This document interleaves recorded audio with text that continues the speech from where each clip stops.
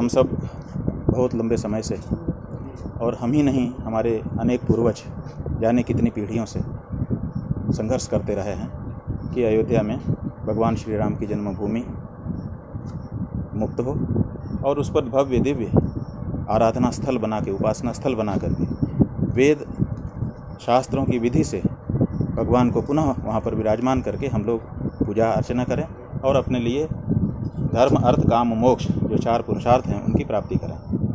तो अब वो हुआ, बीच में ये राजनीति वाले लोग आ गए हैं, तो हम लोगों को तो ठीक नहीं लगता है। हम लोग तो चाहते थे कि भाई धर्म का काम है तो धर्माचार्य करें, लेकिन राजनीति वाले आ गए तो हम लोगों ने संतोष किया कि चलो भाई यही सही, वही करे, कुछ आगे पीछे हो रहा है चलो।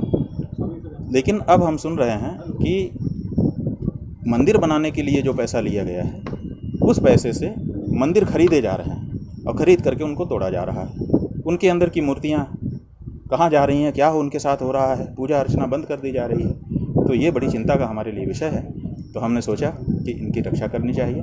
रक्षा करने के लिए स्वाभाविक है, सीधे जा कर के बाहु का बल तो दिखाया नहीं जा सकता है, तो विधिक प्रक्रिया अपनानी होगी। वो विधिक प्रक्रिया अपनाने के लिए कोई अच्छे काबिल और समझ रखने वाले और इस क्षेत्र से परिचित किसी अधिवक्ता की आवश्यकता थी।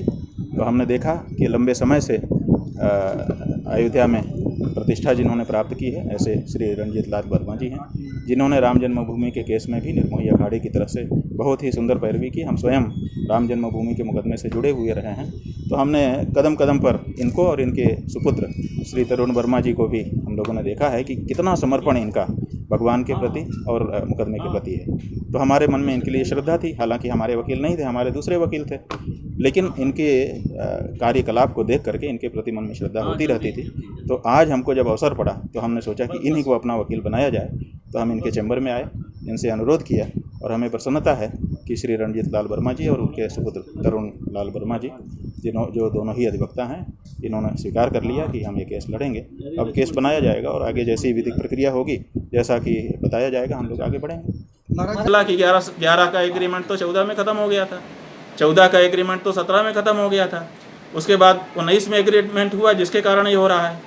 तो अब 11 साल की थियरी ख़त्म होकर के अब 2 साल पे आ गई ना, वो एग्रीमेंट भी निरस्त कर दिया गया। और वो एग्रीमेंट जो 19 का एग्रीमेंट था उसको भी रजिस्ट्री के पहले निरस्त कर दिया गया। तो जब रजिस्ट्री के पहले निरस्त ही हो गया वो एग्रीमेंट, तो फिर इसका मतलब कोई एग्रीमेंट नहीं था। आपको 2 करोड़ की कोई शर्त ही नहीं रह गई थी क्योंकि एग्रीमेंट निरस्त हो चुका था। तो जब एग्रीमेंट निरस्त हो चुका था, आपको 2 करोड़ की कोई शर्त ही नहीं थी, तो फिर 2 करोड़ में कैसे रजिस्ट्री हुई?